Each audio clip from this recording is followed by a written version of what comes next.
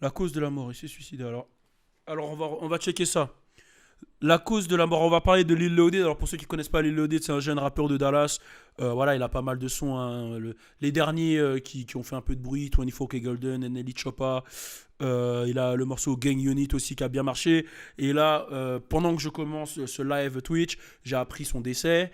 J'ai été choqué parce que c'est pas un plaisir de commencer mon premier live Twitch avec un décès. Et du coup, si je vais sur wave.ctrl, ils disent que la cause de la mort de Lil Loaded est connue. Il s'est suicidé car sa copine l'a trompé il y a quelques temps et qu'il n'était pas bien mentalement. Voilà le message qu'il avait posté en story hier et on va slider, on va voir. Dear Most High, please forgive me. Bon, il parle à Dieu directement. Non, non, non, for sure, one more time. For sure of making you proud. Blessing that have been in my life sometime. Line that blur between. Non, non, non. Your father, people. Generally.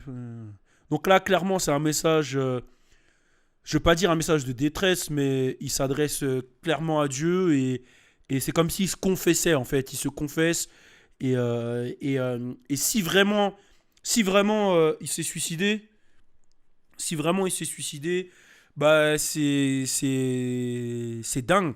C'est dingue parce qu'en plus je regardais ça dernièrement, j'étais sur une vidéo d'un mec qui était coach mental et qui parlait déjà chez les sportifs le taux de dépression, de déprime, mais chez les gens connus aussi.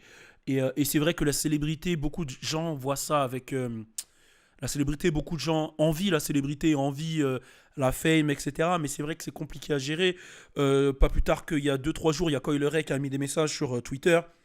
Je ne sais pas si vous avez pu suivre. Après avoir fait un concert où l'ambiance n'était pas du tout au rendez-vous, elle s'est fait un peu. Les gens voilà, les gens n'étaient pas ambiancés et tout. Et elle a clairement dit que elle sentait la haine des gens, etc. Et que c'est dur à encaisser en fait.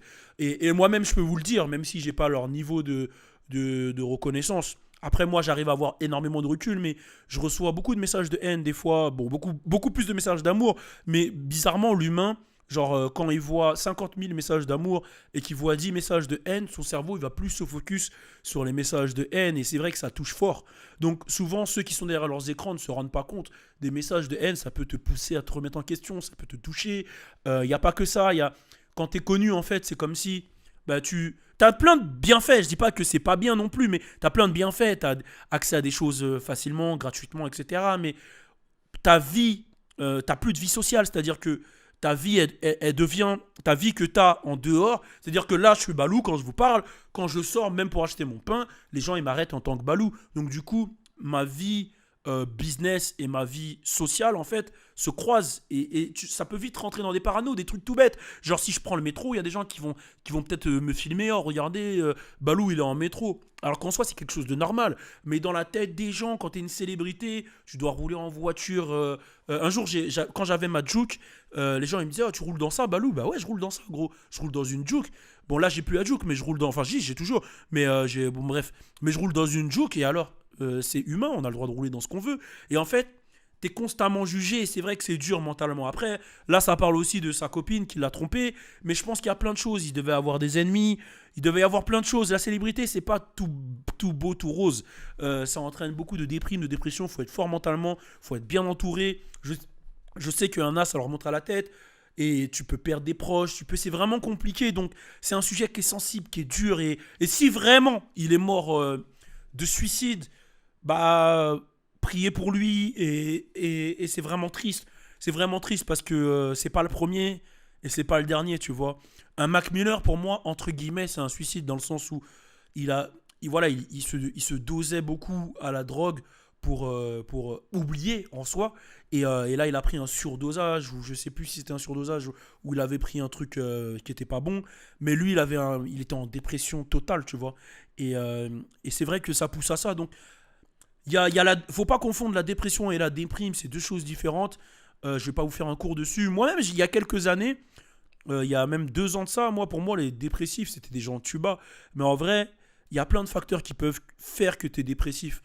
Chacun a sa force mentale.